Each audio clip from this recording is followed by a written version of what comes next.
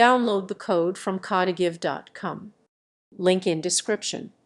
To create a circular progress bar using HTML, Keys, and JavaScript, start by structuring your HTML with a container element for the progress bar and an inner element that will visually represent the progress.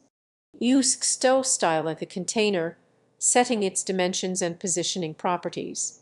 To achieve the circular effect, apply border radius and use a background gradient or an S-circle. In JavaScript, you can manipulate the inner element's style to reflect the progress dynamically. Calculate the percentage of progress and translate this into an appropriate transformation, such as rotation or clipping, to visually represent it on the circular path.